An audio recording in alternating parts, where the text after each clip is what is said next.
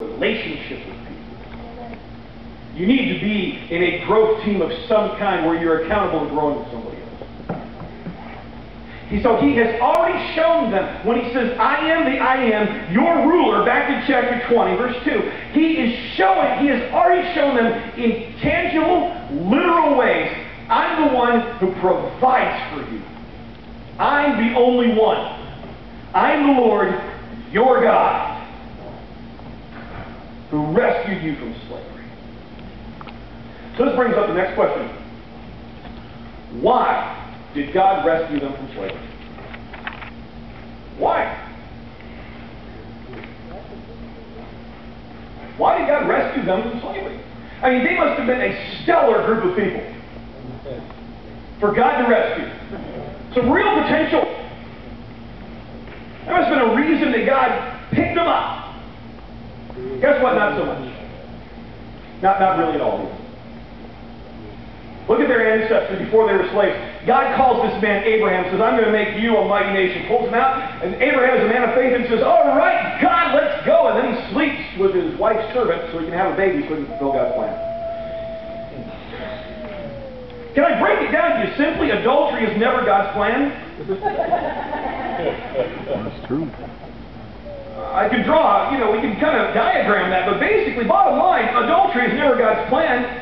Taking life matters into your own hand is not God's plan. That's not faith.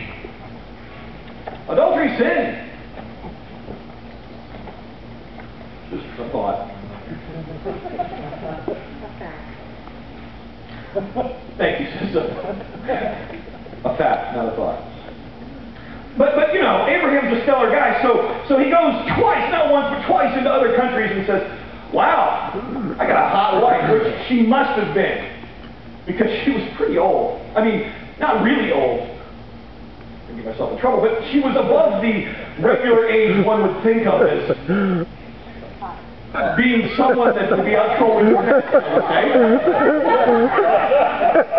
You need a shovel, Brian. Just trying to help myself out there. She was older, past the normal marrying and dating age. Anyhow. So twice, not once, but twice, he goes into the country and says, oh yeah, she's my sister, and lies. If you're wondering, lying is also a sin. Okay? It's also not trusting God to take care of the situation. Dishonesty. Satan is called the father of lies. That has anything to do with dishonesty. It's probably not God. In fact, well, so he was a pretty stellar, upright guy. Man of faith and strong all the time. That was Abraham. Not really. He has a son, Isaac. Isaac is one of those guys who really gets it. Every once in a while you have a young man who really gets it, and you see them step above their father. He does the exact same thing, takes his wife into another country and says, oh yeah, she's my sister. Learn the lessons here, people. Okay? He has two sons, Jacob and Esau, and then we really start to see sibling rivalry play itself out in some spectacular ways. Jacob, who is the child of promise who God picked, is really the more despicable of the two when you really look at it. He's the guy that's cheating from the time that he's small, before the time he was born. He's the one that's playing games. His children are a complete mess.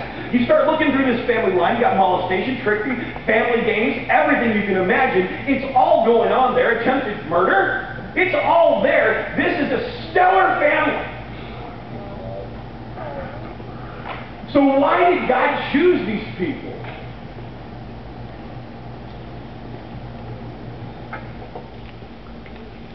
He chose them.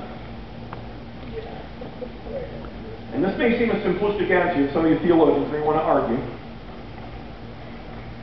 But he chose them because he chose them. Now that may be a little complicated, so I'm going to give it to you again.